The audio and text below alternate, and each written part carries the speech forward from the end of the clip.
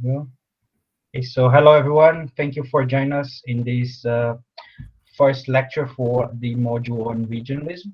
So we are very happy to have Philippe de Lombaerde with us today.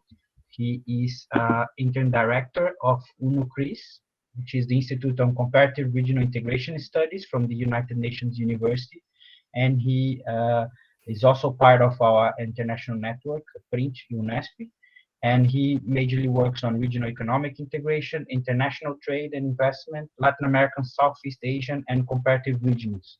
So we invited him to share a 45 minutes, 1 hour talk on comparative regions as a research agenda, and then hopefully we're gonna have 30 minutes, 40 minutes for debate with you guys. So if you have questions, feel free to send it on the chat or just open your mic and do it in person.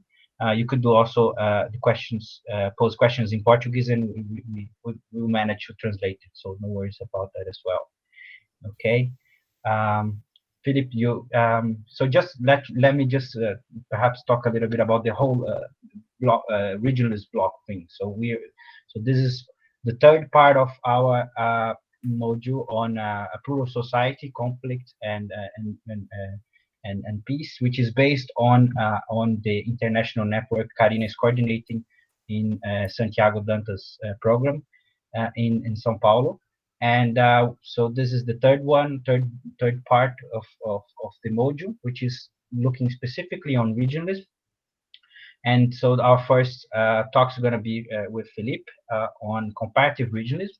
And then from our next weeks, we're going to have different distinguished speakers talking about specific regions across the globe. So next week, we're happy to have Professor Michel Levy from Unidad Simón Bolívar, Ecuador, talking about Latin American regionalism. Then the next week, we're having Frank Matthijs also from UNU-CRIS, talking about African regionalism. And lastly, we're having Anja Jetsch from Göttingen University in Germany, talking about Southeast Asian regionalists. And then in the end of November, we're having just a wrap-up session, trying to summarize some of the discussions. And also, we're going to be really happy to have a debate with our students on what they've learned and what they've discussed in the previous week. So without further ado, I think we can move on and invite Philippe to share his presentation. Thank you again, Philippe. Thank you, Clarissa, for contacting Philippe. We are very happy to have you here, Philippe. And feel free to go on with your presentation. Thank you so much. Okay, thank you very much for the introduction and for the invitation to be part of this and to be virtually at least present in Sao Paulo, Brazil. I understand that the audience is a mixed audience. You have your research group, you have PhD students, master students. So I will try to speak to this diverse audience. I have a PowerPoint presentation which I will try to put up. Let me see if that works.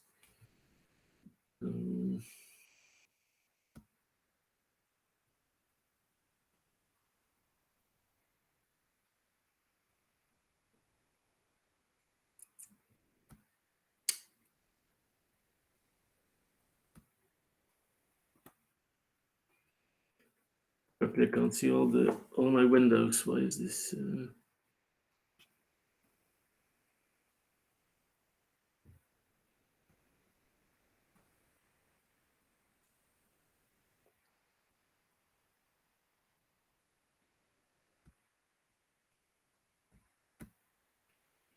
Okay, there it is. Can you see this? Yeah, it's loading. Yeah, there you go. Okay, so okay, you can see this. Yeah, but it's not on full screen. I'm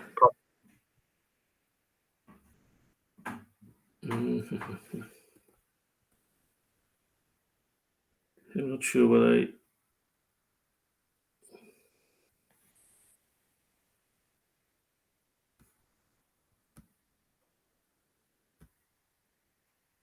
No, no, it's just, yeah. Perhaps you have to select the other window, the window that from the presentation, the full screen presentation.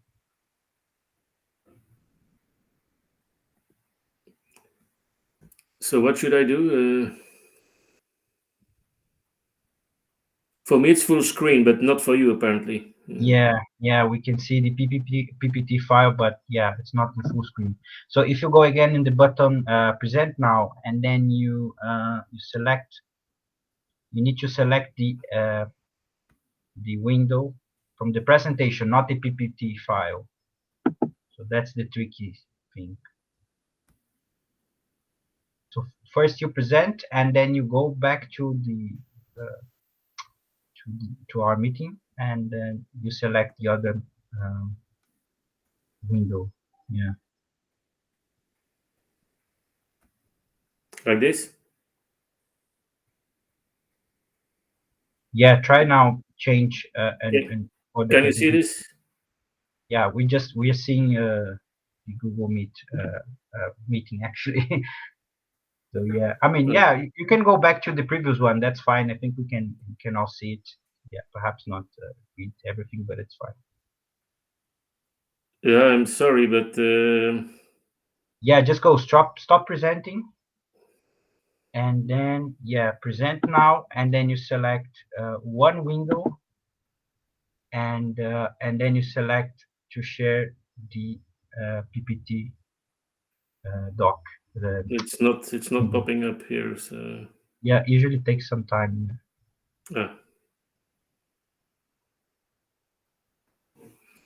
I'm sorry for these technical issues. No, it's okay. Yeah. Should I Everyone just wait now, or is it loading for you? Because it's not loading for us so far.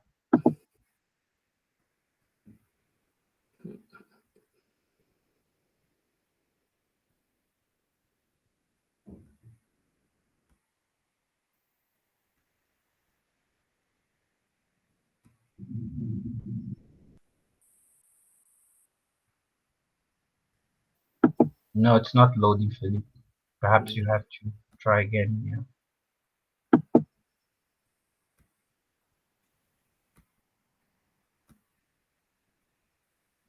is this working? Yeah, it's loading. Let's see. Yeah, that's fine. Yeah. Okay. Is this okay? Yeah, no, that's fine. Perfect. Yeah, we can see it from here. No Okay, problem. I think we Thank can you. finally start. And yeah, sorry for this. That's right. So yeah, I was asked to give a presentation on comparative regionalism, and obviously, this is something you can take in different directions and approach it in different ways. What I'm not going to do is to give a sort of overview of the state of the art of regionalism in different places. I'm not going to talk, well, primarily, I will, of course, make reference to, but not primarily about theories of regionalism.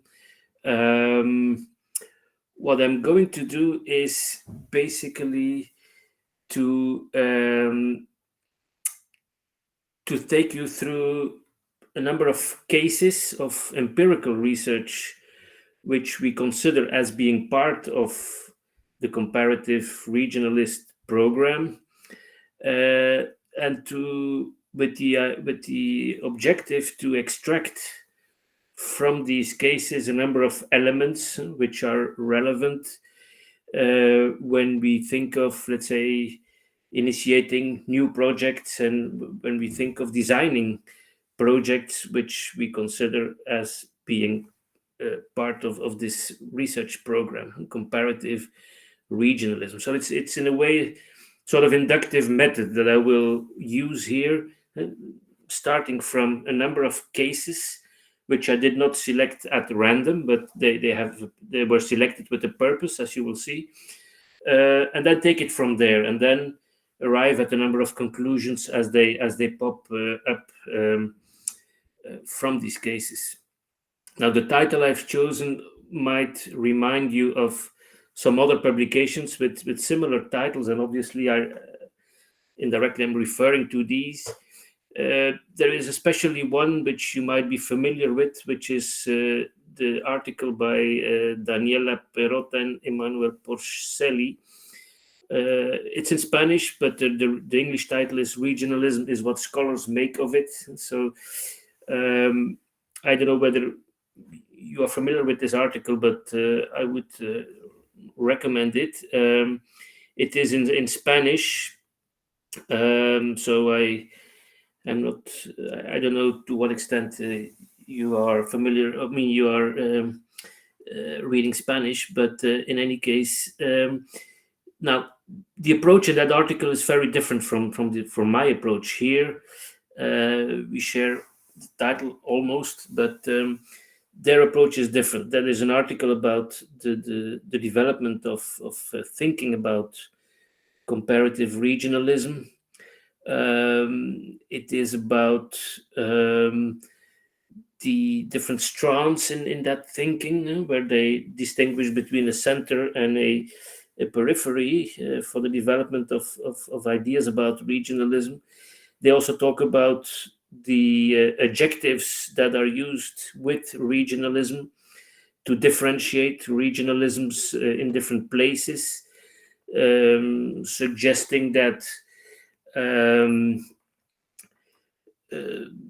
that the particularities and the contexts are so different that they become difficult to compare in these different cases, and that different explanations are needed in these different contexts. But what they try to do also in the article at the same time is to argue that in any case, comparative regionalism makes sense if it is possible to identify what all these different cases have in common, and they try to come up with a proposal and a definition also of regionalism, and they even go back to an old definition of regional integration.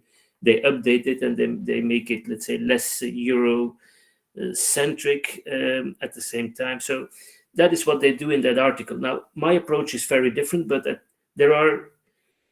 what I will do speaks to the article in any case.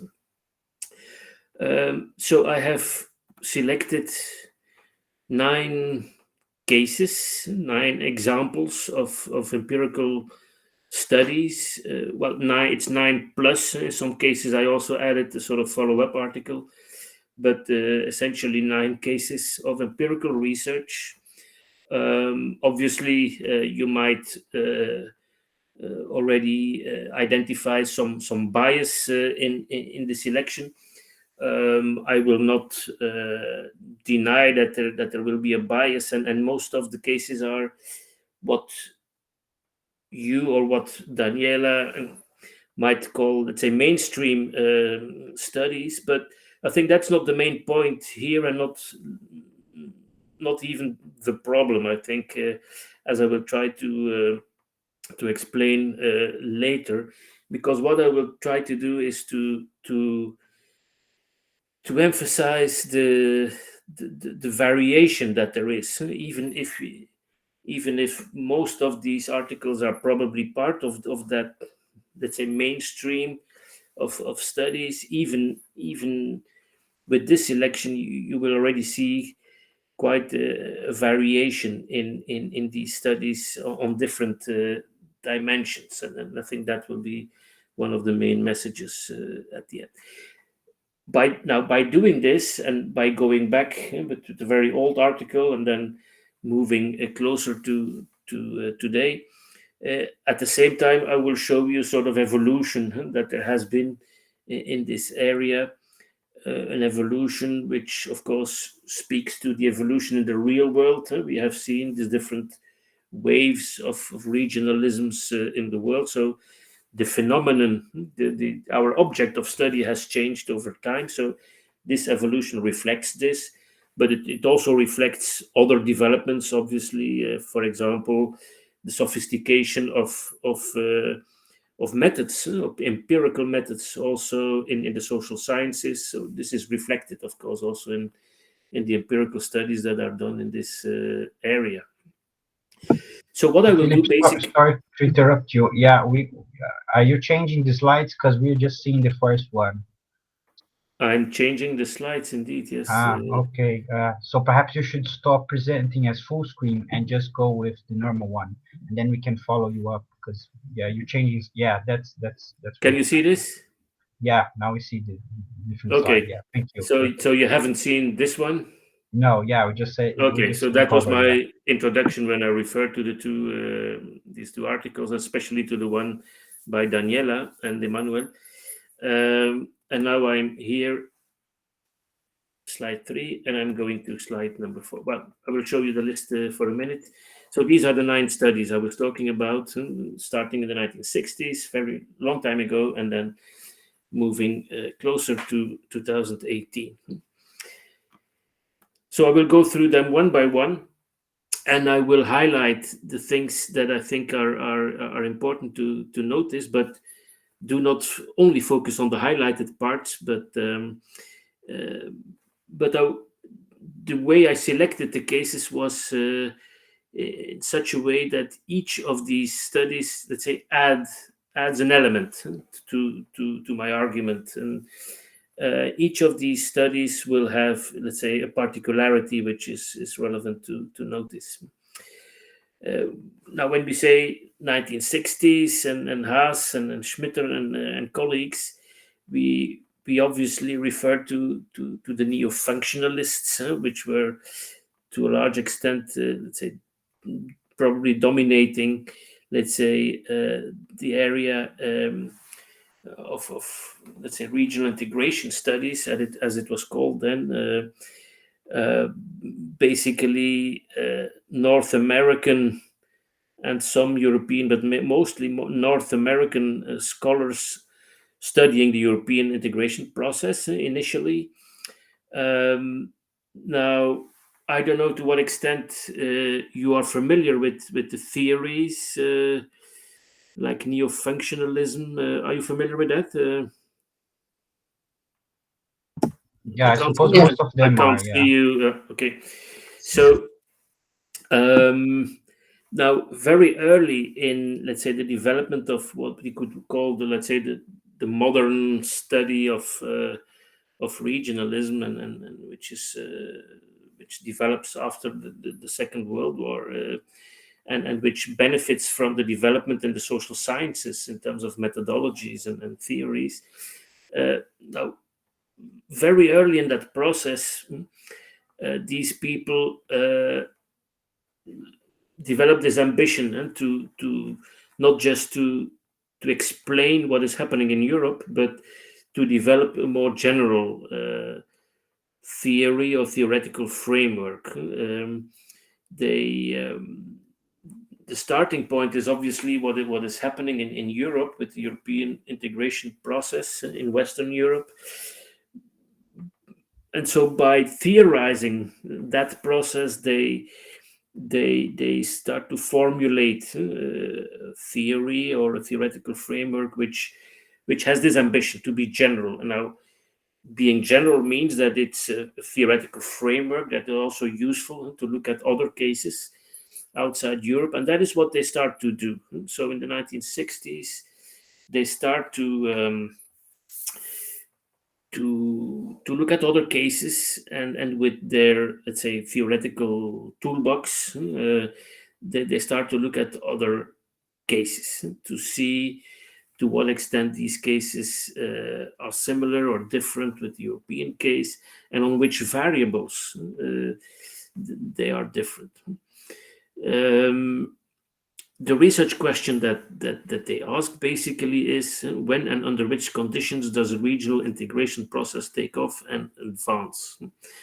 Now, in the early days, the focus of the study was very specific, and they emphasized this very specifically, that they were interested in regional integration, not other forms of regional cooperation or coordination or interaction, very specifically they wanted to focus, and that was a choice. It was not because this is more important than something else. It was a choice to study this specific phenomenon, which they thought was specific, regional integration, where you have the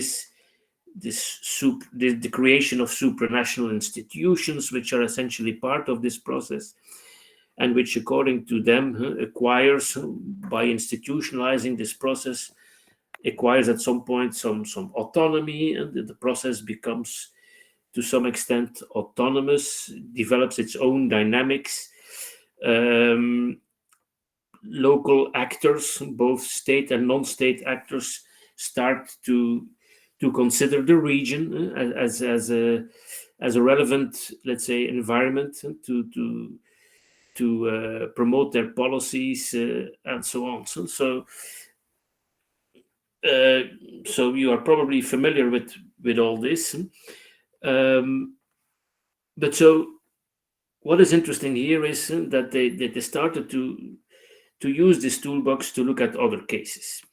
And what they did was, well, to send people and young researchers to different places to gather information, mostly using qualitative methods, of course, less sophisticated as the qualitative methods that you use today.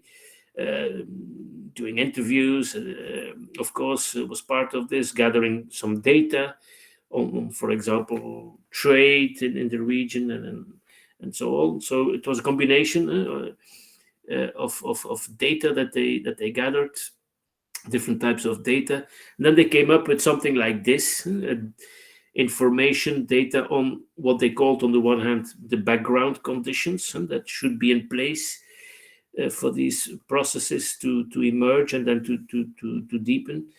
The conditions at the time of the economic union for the neo-functionalists, these moments of signing an agreement were in any case like important moments also over time. So you need conditions in place at that particular moment in the history of a process, even if they recognize that this is more of a process rather than a static phenomenon. And then they also looked at the process conditions.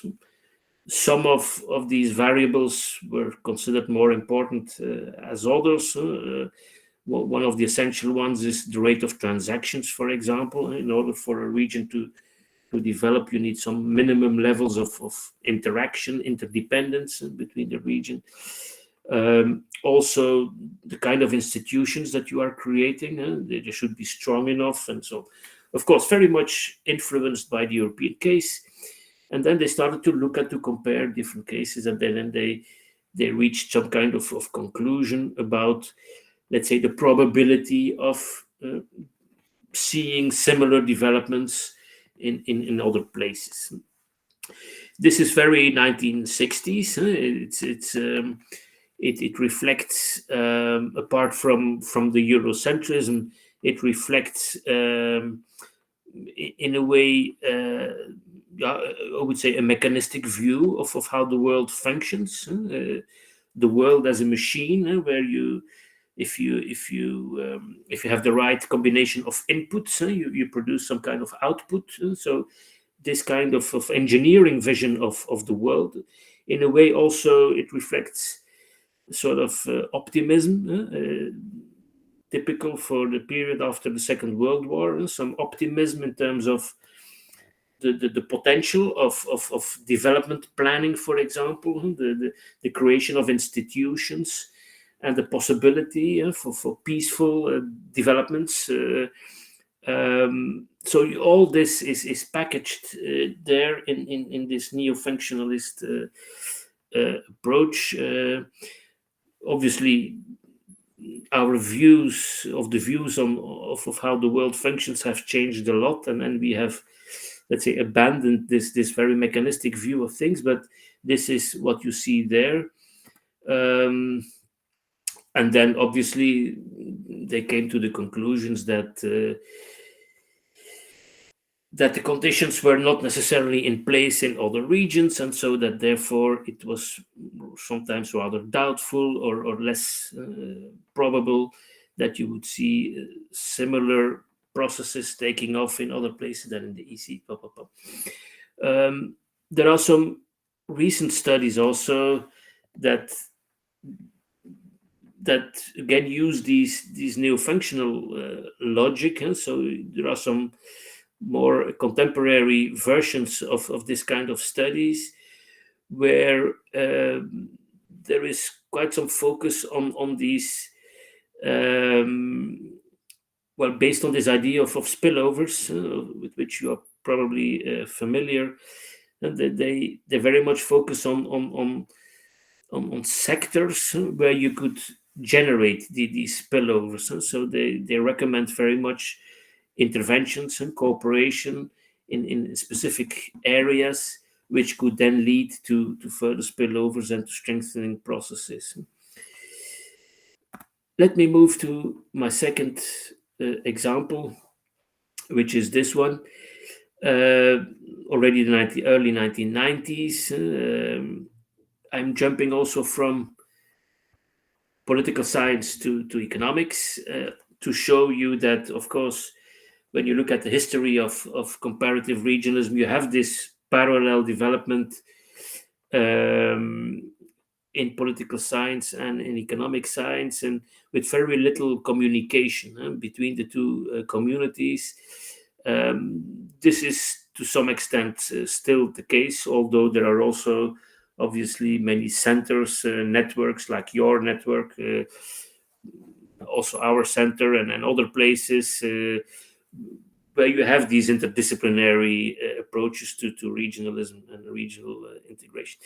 But this is an example of how economists approach these topics with, of course, a different research question. To what extent do selected cases meet the optimum currency area criteria?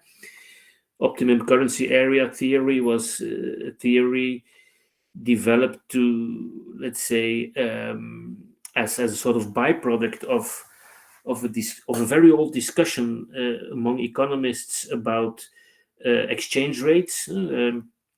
Economists had been discussing for quite some time whether fixed versus flexible exchange rate were better for a country. Very long discussion until Mr. Mandel came and he said, well, to some extent, this is a false discussion if you do not take into account the extension of the area you're talking about. So he said, in certain cases, fixed exchange rate will be preferable, and in other cases, typically for larger areas, which could be countries, but it could be larger or smaller than a country, but larger areas which are more diverse in their internal structure. For those larger areas, you will probably need variable exchange rate between the parts and so on. So optimum currency area theory refers to this idea that there is some optimal level, optimal extension of an area within which you should have fixed exchange rate, or in other words, one currency, and then and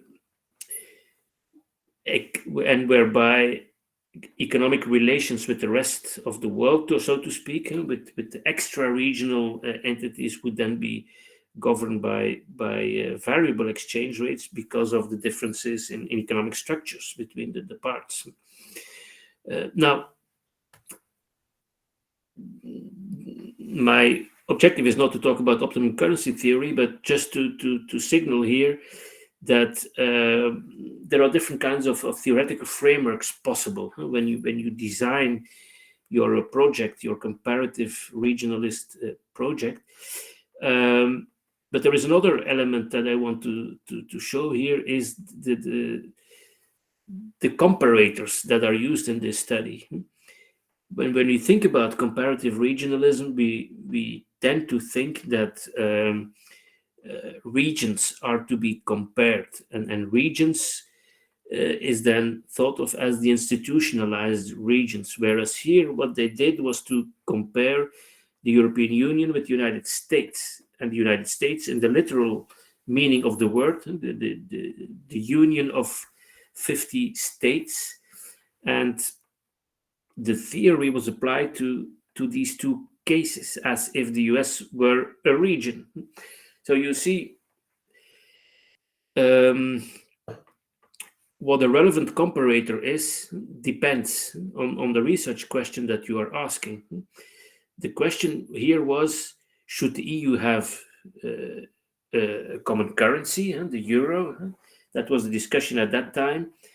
And therefore, they compared the EU with its characteristics with the US and its characteristics, which is a currency union. The United States have one currency, and now based on the theory, then you have to look at a number of variables, including, for example, labor mobility between the states in the US and the EU.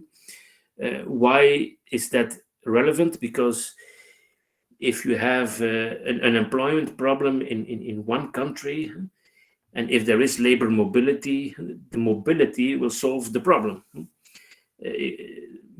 Labor will move from places with high unemployment to places with low unemployment or with labor shortages and so on. So then you don't need monetary policy to solve the problem.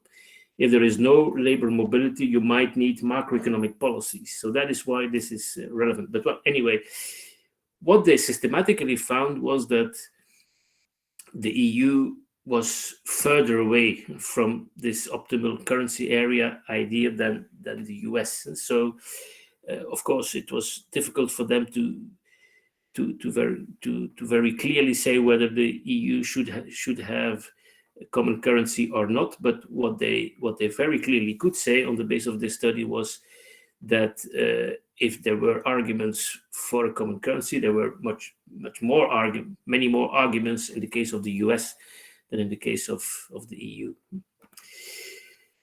Another study is this one, which refers to economic integration processes in the Americas. It's a book, also 1990s. That's when NAFTA and Mercosur were launched in the early 1990s. Their question was, under which conditions can region integration processes be deepened?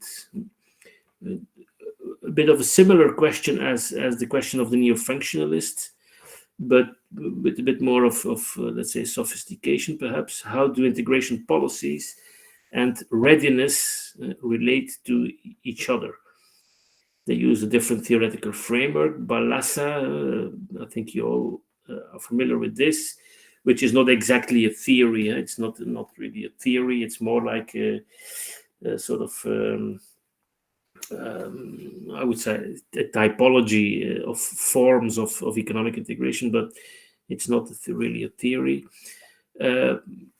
What is interesting here is that you see here I don't know whether the first time, but what you see is the development of scores and indicators. And so they try to move from, let's say, purely qualitative work to some kind of quantification of things that are not necessarily easy to quantify, but and this allows them to compare regions, institutionalized regions, or cases of institutionalized economic integration, and they're mostly focusing on economic integration, and they try to work with these scores. Now, when you do this is always a bit arbitrary, of course, but it adds a dimension to the data and to the information that you have. It forces you sometimes to rethink certain things, because if you don't have these scores and these quantifications, even if they are imperfect, you tend to have some idea in your head about which one is is faster than the other one, which one has achieved more than another one, or which one has deepened the particular process more than another case. So you tend to have ideas about this, and the ideas are not always correct. They are based on prejudices, on associations. So you associate certain cases with something else, with a politician, a leader, or whatever. So it's not a bad idea sometimes to also try to quantify certain things. And if you find, let's say, unexpected results, then to try to see why is this, and which reality is behind the numbers. For example, for many observers, for a long time, if you compare Mercosur with the Andean community, for example, many observers tended to let's say, associate Mercosur with let's say more success or a deeper process than the Andean community and so on. But if you look then at the details, that is then not necessarily the case. You see their average achievement scores. But again, this is not perfect, but it allows you to speak to the numbers and to reflect on what the numbers exactly mean. This is more recent work, but based on similar methodology, and it allows you to compare certain aspects. Now, this is not something that should be interpreted as success or something else. It's a description. It's a description of certain policies that have been put in place independently of whether these are good policies or bad policies, or independently of the effects that they had or did not have. And so you should look at it as this. This is not a sort of ranking from most to least successful. It's a description of these numbers reflect policies that have been implemented. Now, one of the interesting things in their work is that they are able to say something about the interaction between conditions that should be in place for a process to proceed, and then the policies. And they say you need some kind of synchronicity. In other words, there has to be some kind of connection between what is happening on the ground and in the different countries in terms of policies, but also in terms of, for example, macroeconomic results. There should be some kind of convergence, but also in the political arena in terms of political systems. And so that's one thing, those developments, and then what the political leadership undertakes in terms of signing treaties, creating institutions, launching new regional policies, and so on. So you need some kind of connection between the two. Fourth, number 4 is this one that has been also like a book that has been referred to quite a lot, which can also be criticized. And for example, the author uses this qualification of successful systematically, which is something which can be questioned, and I'm aware of this, but it's not for that reason that I chose this one. But what you see here is an example of an empirical study that uses an eclectic theoretical framework. And so when you are a researcher and you think of designing a new project, a research project, ex ante, I think you are not obliged to stick to one specific theoretical framework that has been developed by someone somewhere and sometime. I think depending on the needs of your project and the questions that you are asking, you can go for an eclectic theoretical framework. I think that makes very often a lot of sense. theories should be selected not because of what they are per se or how they are positioned in the market, but whether they are useful, for you and for your specific project. So this is an example of an eclectic framework combining different theories and the variables of these theories suggest, and then organize these variables or explanations in two categories, and of course which uses the language of economists, but it's I think it makes indeed a lot of sense to talk about demand and supply, the demand and supply conditions for a successful regional integration process. Let's say a process that advances, whether it is a success or not, that's then an evaluation to be made. But I think that allows us to indeed organize variables and to be very much aware that these processes indeed depend not only on the supply of institutions. It's not because political leadership launches a new idea, a new concept, or creates a new institution, mobilizes money, and so on, that something will advance and be effective in terms of delivering policies and results for the people. You also need at the same time a demand for these regional policies. Let's say different types of actors, population, citizens, organized citizens have to, let's say, express a demand for these things.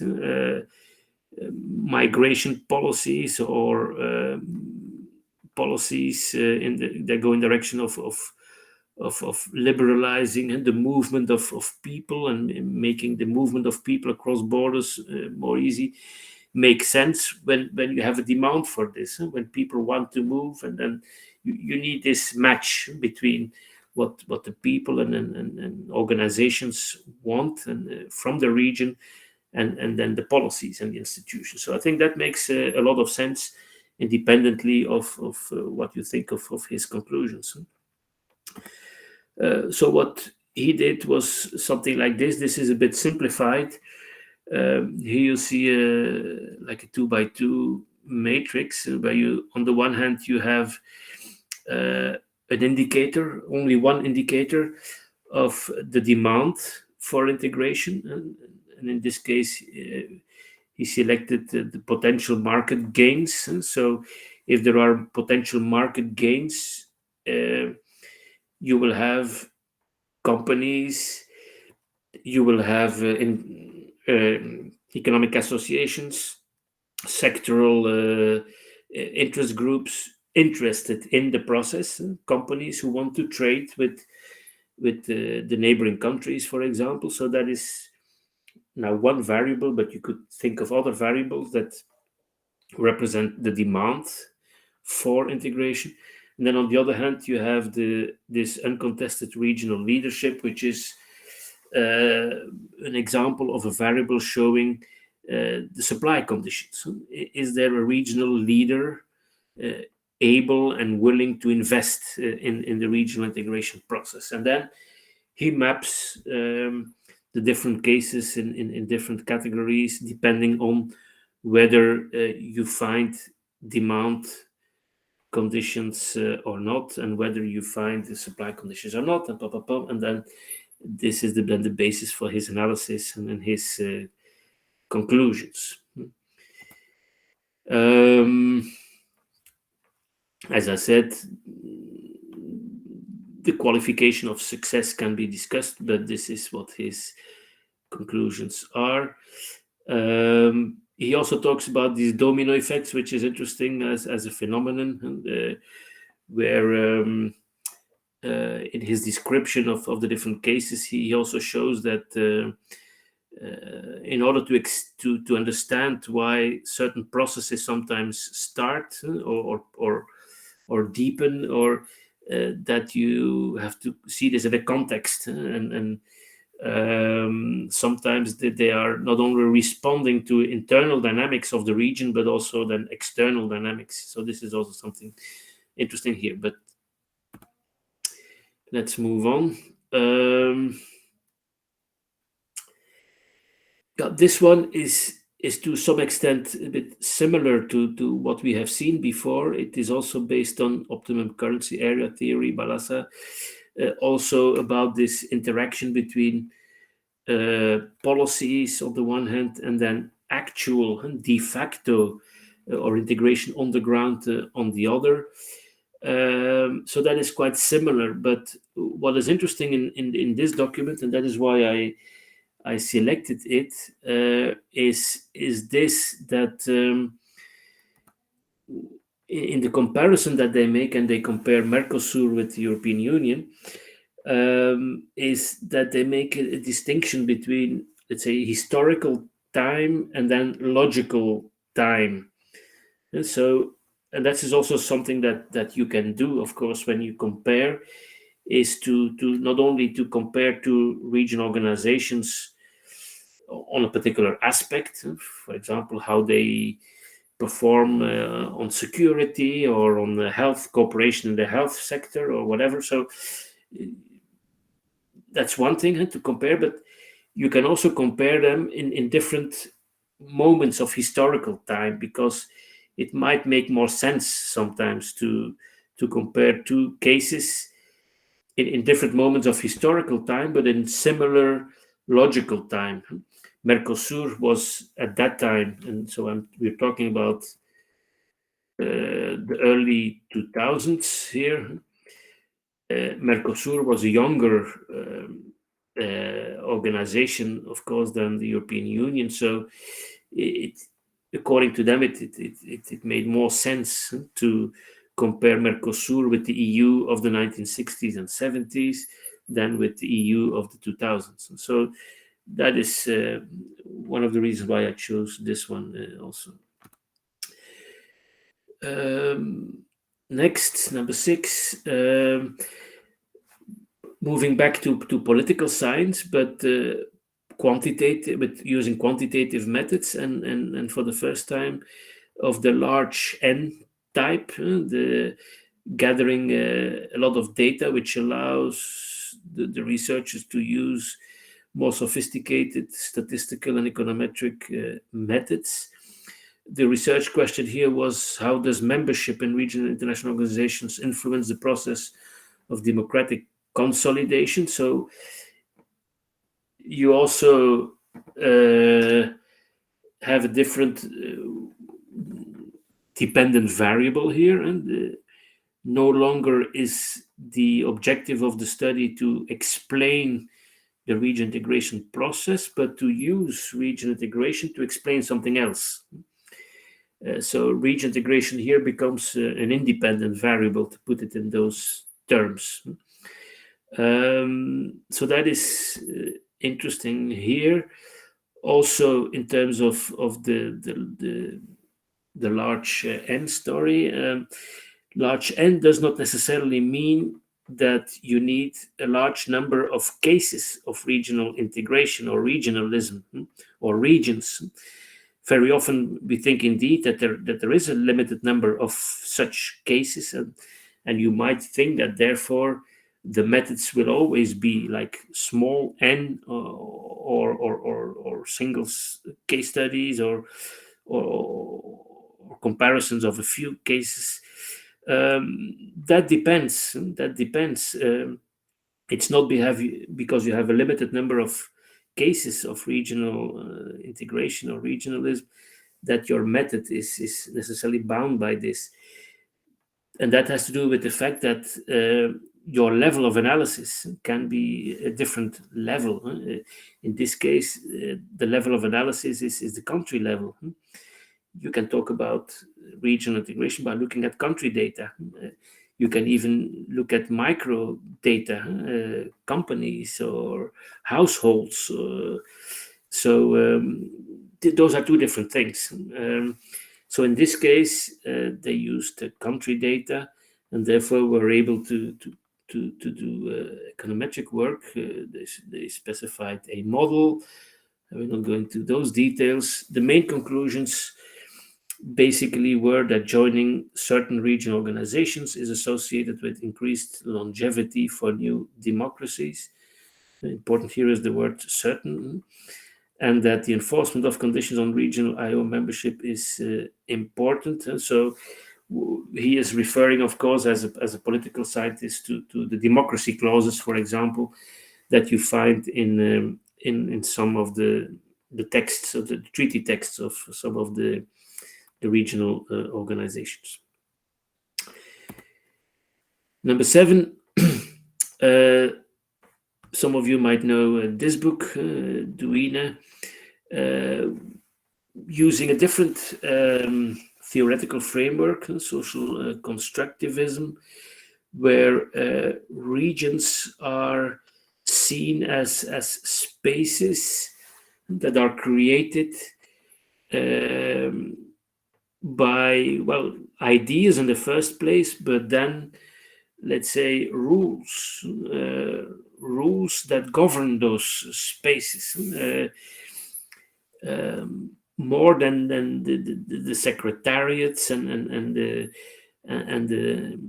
let's say the trade liberalization or the tariffs. That are more important here are the ideas, and then the rules, the common rules, the existence of common rules or not, that are being developed, and that are developed always in a context, not in abstract terms, like if you would just read a treaty, and there you see in black on white that trade is liberalized. But the approach here is much more, let's say, much richer, in the sense that you try to look at the context, and also to better understand what the words mean that are used, and so on. 3 cases are compared: EU, NAFTA, Mercosur. And then in terms of methodology, the author focuses on very specific areas of rule making. One is, I think, if I'm not mistaken, gender equality in the workplace. Another one was very different, was about the regulation of like milk products or something. And then there was another one which I forgot. So very specific areas of rule making. And so really by looking at the details and looking through, let's say, the more superficial indications of whether there are common policies or not, the author tried to dig deep and to really see whether the region was, let's say, crystallizing through common rules, practices in a number of areas. He calls this standardizing laws.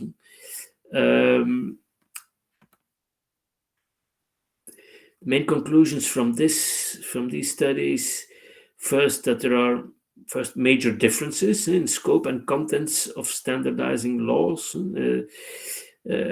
Sometimes we put a number of cases in the same bag, and we say this is a free trade area, or this is a customs union, or this is something else. But you have to also look behind the, let's say, the wording in treaties, and also step away sometimes from, let's say, these very broad and abstract categories, and to look at the realities, and these realities can be quite different.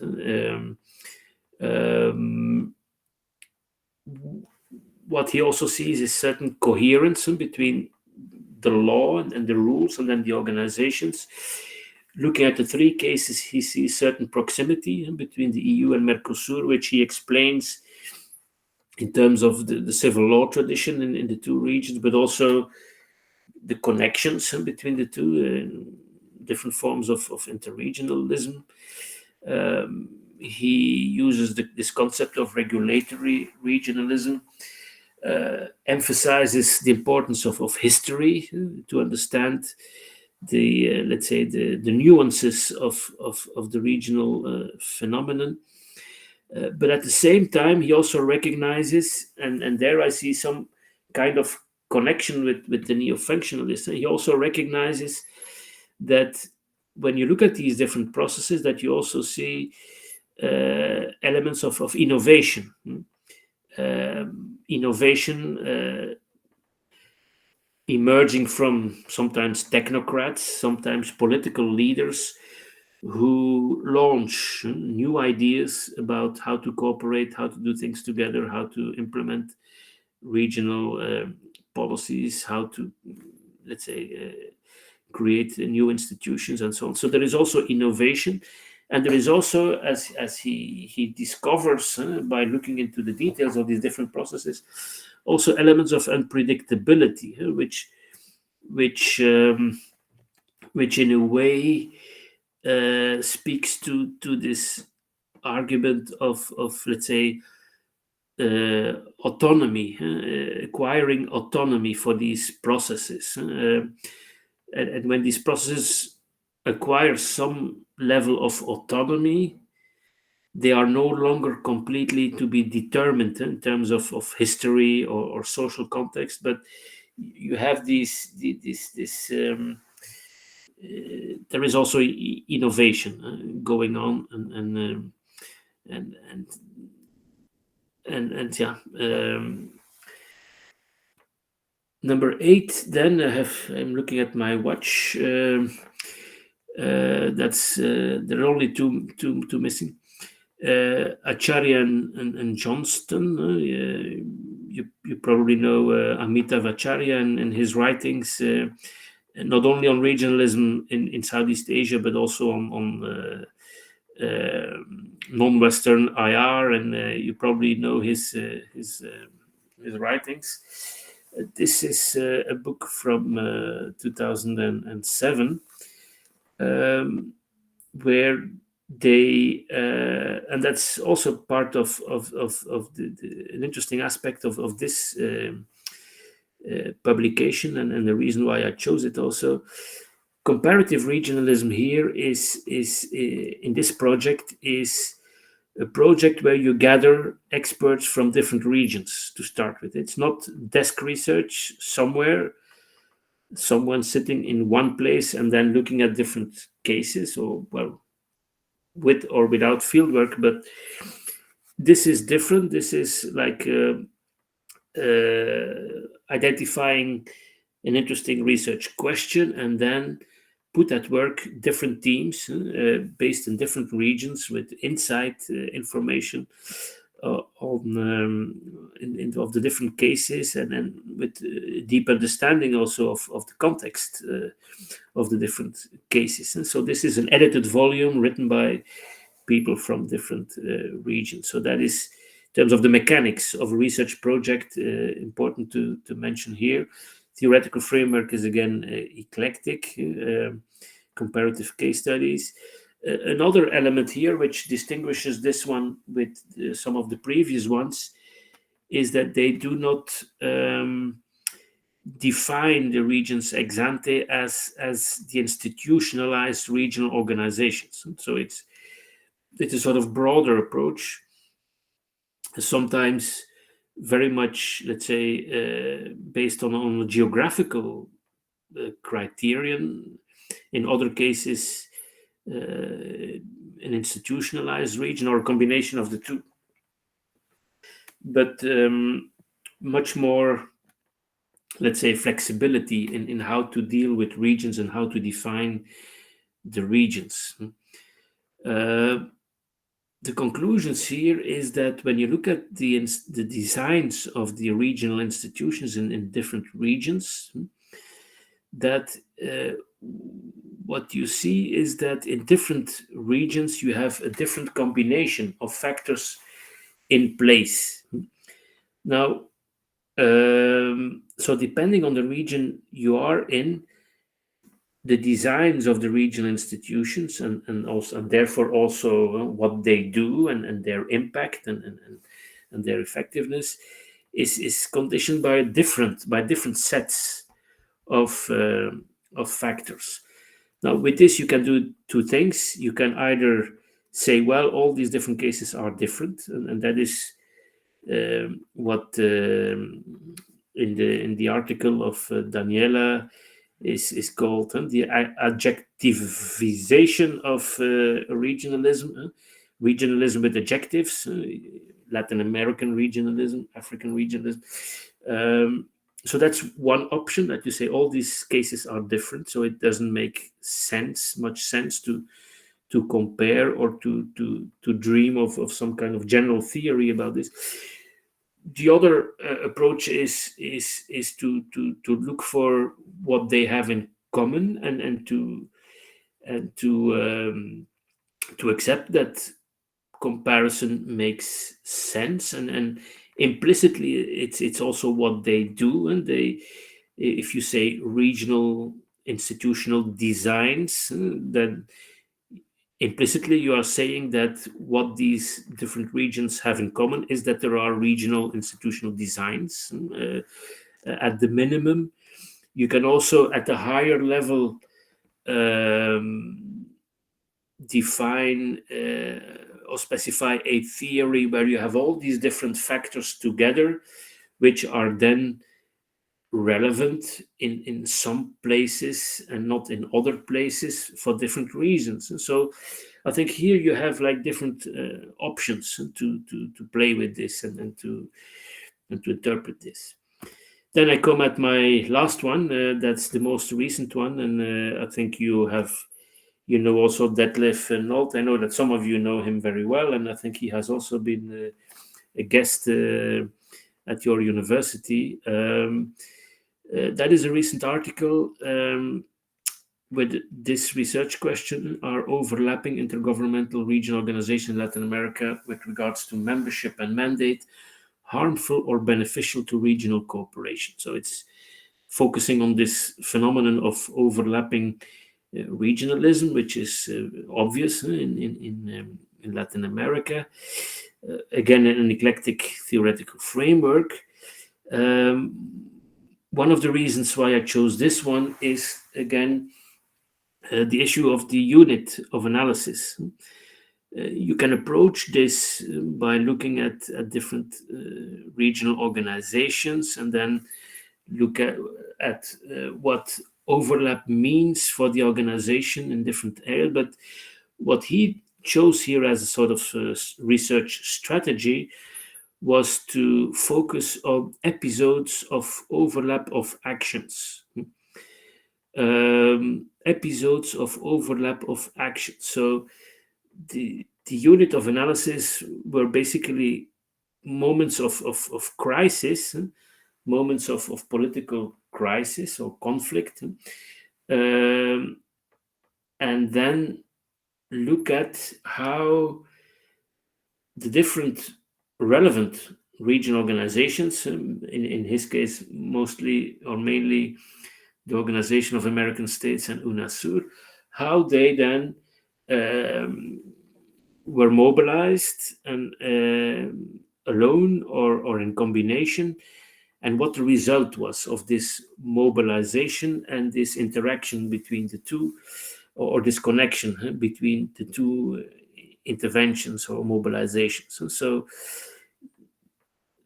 the entry point here is crisis situations, and then in a second move, let's say you introduce the organizations that then intervene in those crisis moments. In terms of conclusions, his conclusions are mixed in terms of overlap. So often we think that overlap is something to be avoided, and it's costly. The economists would say there are a lot of transaction costs involved when you have overlapping institutes. But what he shows is that the empirical evidence is mixed, and that sometimes the existence of overlapping organizations is functional and can be beneficial in some situations.